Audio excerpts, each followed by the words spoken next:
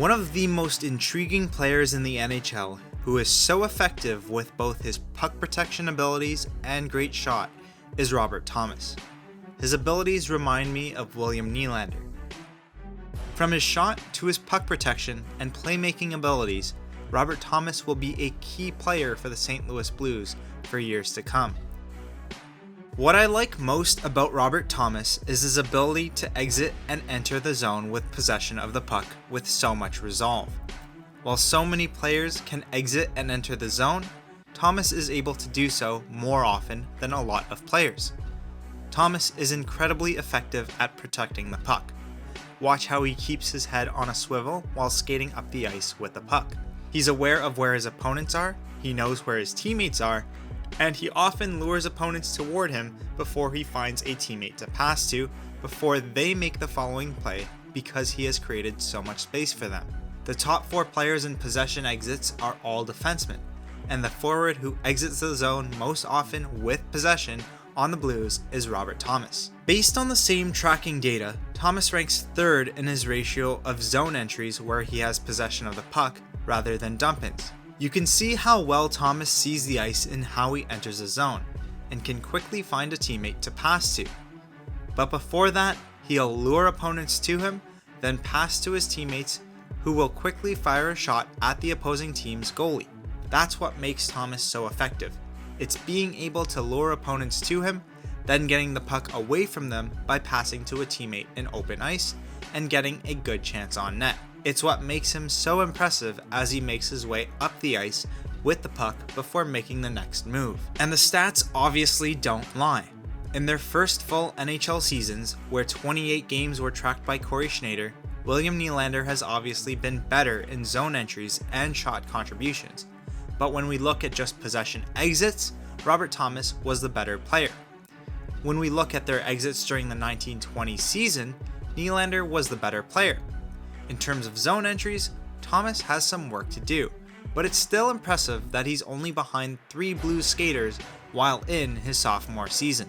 Now, one thing I enjoy in watching Thomas's game, besides protecting the puck, is his ability to get himself close to the middle of the ice after gaining the offensive zone and shooting the puck. The problem, however, is that he doesn't shoot the puck nearly enough as he should.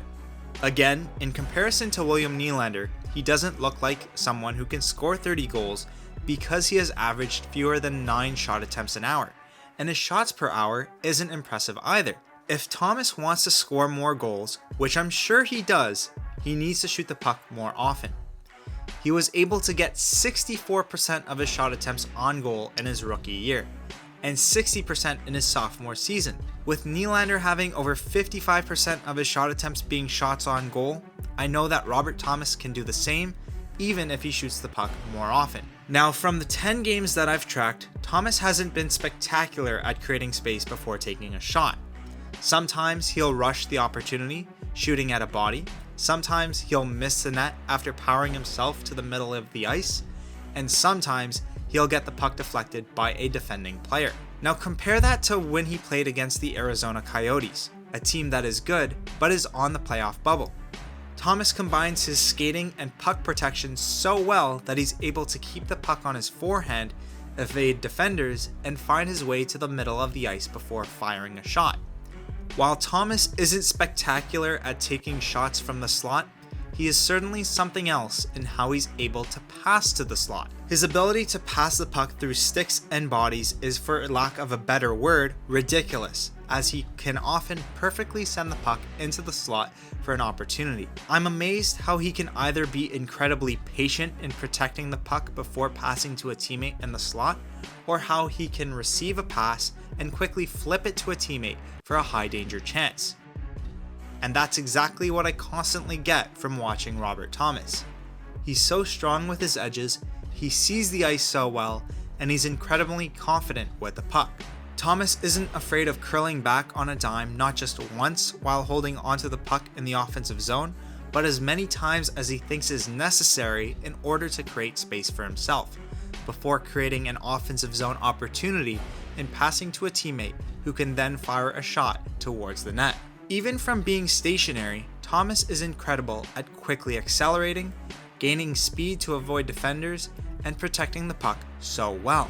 It's that where he's so slippery with the puck, as he can power himself past opponents by deking them out before passing to teammates for offensive zone chances. Now, Thomas often makes some solid plays in passing to teammates in the offensive zone.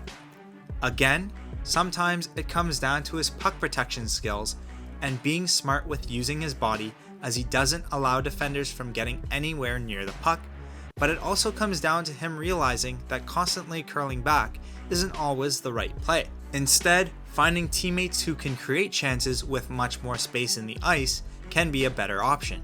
So that can mean point shots, passes to teammates behind the net, or other passes to teammates to facilitate the cycle in order to maintain pressure in the offensive zone. Again, Thomas has such great vision as he surveys the ice.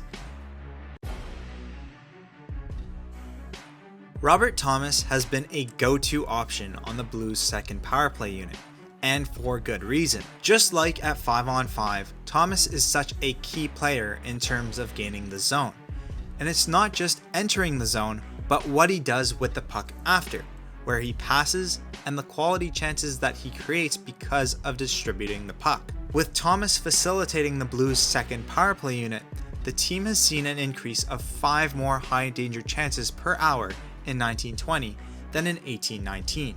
And zone entries are just part of the equation of Thomas's contributions to the Blues power play. As I showed at 5-on-5, he's able to replicate his abilities on the power play as he should. Again, I'm amazed in how he can lure defenders to him, which creates space for his teammates. He then passes to those teammates, which, by the way, he facilitates so easily, and they're able to get a shot attempt, often uncontested. It's why the Blues have seen a surge in high danger chances created with Thomas on the ice for the power play.